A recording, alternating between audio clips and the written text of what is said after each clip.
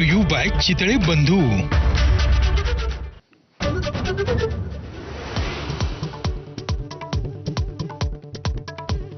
धनंजय मुंडे यांच्या राजीनाम्यासाठी सुप्रिया सुळे आणि सुरेश धस यांनी दिला नैतिकतेचा दाखला। तर दोषी वाटत असेल तर मुख्यमंत्री आणि उपमुख्यमंत्र्यांनी आपला राजीनामा मागावा। धनंजय मुंडे यांचं राजीनाम्यावरती उत्तर। धनंजय मुंडेंच्या राजीनाम्याचा चेंडू अजित पवारांनी फडणवीसांकडे टोलावला। मुंडेंसंदर्भातली कागदपत्र मुख्यमंत्र्यांकडे दिल्याचं राष्ट्रवादीच्या बैठकीत केलं स्पष्ट। संतोष देशमुख यांच्या हत्येला 50 दिवस पूर्ण, पण आरोपी कृष्णा आंधळे अजूनही फरारच। आरोपी कसा सापडत नाही, विरोधकांचा सरकारवरती हल्ला।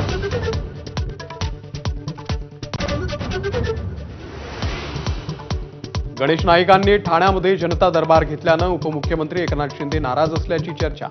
मंत्रिमंडळाच्या बैठकीमध्ये ऑनलाईन उपस्थिती। कोणताही मंत्री कोणत्याही जिल्ह्यामध्ये दरबार भरवू शकतो, बावनकुळेंकडून नाईकांचं समर्थन। 10वी-12वीच्या परीक्षेला बुरखा घालून प्रवेश नको, कॉपीचं प्रमाण वाढण्याची शक्यता व्यक्त करत नितेश राणे यांचं शिक्षण मंत्री दादा भुसेंना पत्र।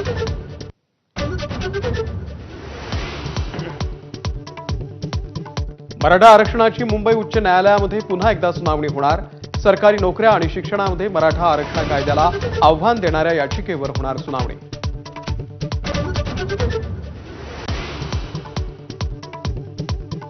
आमच्यासोबत बेईमानी केली तर 5 वर्ष सरकार नीट चालू देणार नाही, मनोज जरांगे यांचा इशारा। मागण्या मान्य करणार की नाही हे सांगण्यासाठी मुख्यमंत्र्यांना अल्टिमेटम। गोविंद पानसरे यांच्या हत्या प्रकरणामधील आरोपींना मुंबई उच्च न्यायालयाकडून जामीन मंजूर। खटला लवकर निकाली लागण्याची शक्यता नसल्यानं आरोपींना दिला जामीन, कोर्टाचा निर्वाळा। सैफ अली खान हल्ला प्रकरणातील आरोपी मोहम्मद शेहजादला न्यायालयीन कोठडी। ओळख पटवण्यासाठी सॅम्पल फॉरेन्सिक लॅबला पाठवणार।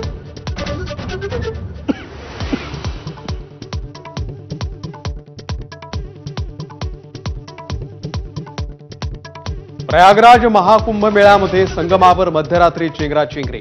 अनेक भाविकांचा मृत्यू, मृतांचा अधिकृत आकडा अद्यापही जाहीर न केल्यानं चर्चेला उधाण।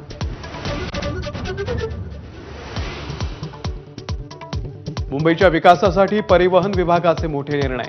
5 वर्षात वॉटर ट्रान्सपोर्ट वाढवणार, तर पुढच्या 2 महिन्यात रॅपिडो बाईक सर्व्हिस सुरू करणार। Headlines brought to you by Chitale Bandhu. ब्रेकनंतर आपल्या सगळ्यांचं स्वागत। बातमी आहे कुंभ मेळ्यामधून।